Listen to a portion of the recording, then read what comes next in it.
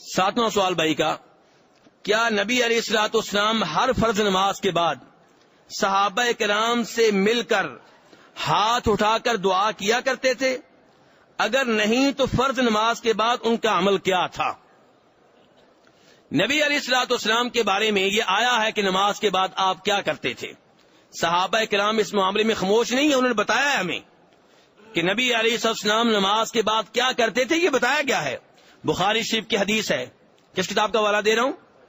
جناب عبداللہ ابن عباس فرماتے ہیں کہ نبی علیہ الصلوۃ والسلام کے سلام پھرنے کا علم مجھے تب ہوتا جب اللہ اکبر کی آواز آتی.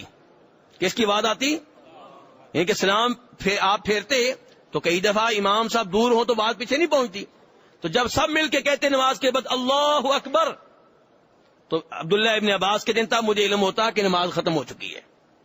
تو اس سے پتا چلا ایک تو آپ نماز کے بعد کیا کہتے تھے؟ اللہ اکبر. نبی علیہ السلام کے غلام جناب ثوبان رضی اللہ عنہ بتاتے ہیں، مسلم شریف کی حدیث ہے کہ نبی علیہ الصلوۃ والسلام نماز کے بعد یہ بھی کہتے تھے اللہم انت السلام ومنک السلام تبارکتا یا ذا الجلال والاکرام. یہ دعا آپ کرتے تھے. ایسے ہی آپ سے ثابت ہے کہ نماز کے بعد آپ 3 بار استغفار کرتے تھے. کتنی بار؟ ان کا استغفر اللہ استغفر اللہ استغفر اللہ.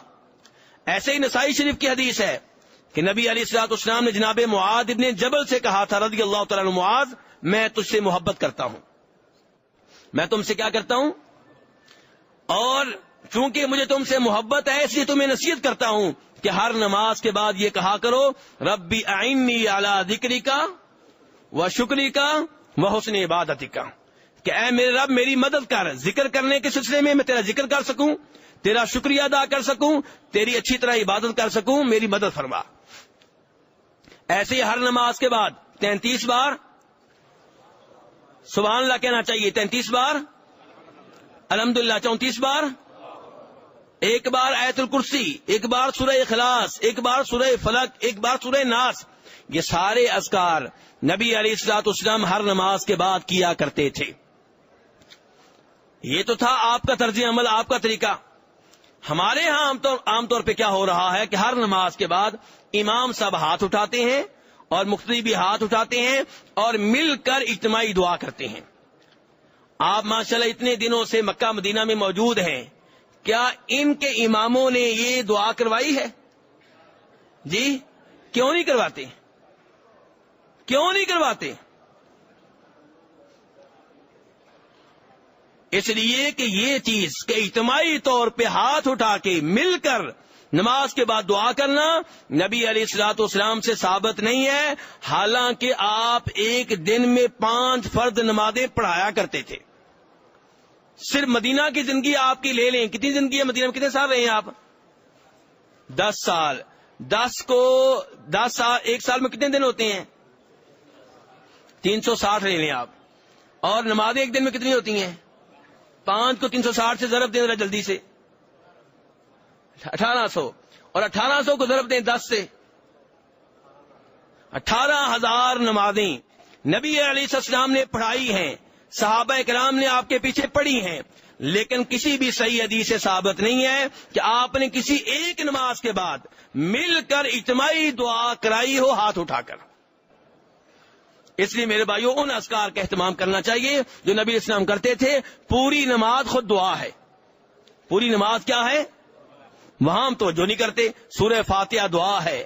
رکوع میں آپ کہتے ہیں سبحانک اللہم ربنا وبحمدک اللہم اغفر لی، یہ دعا ہے.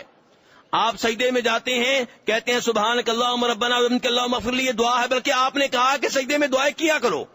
آپ کہتے ہیں سجدے میں فاجتہدوا فی الدعاء، سجدے میں خوب دعائیں کیا کرو. فقامین ان یستجاب لکم، امید ہے کہ سجدے کی دعائیں قبول ہوتی ہیں. سجدے میں ہم دعا کرتے نہیں.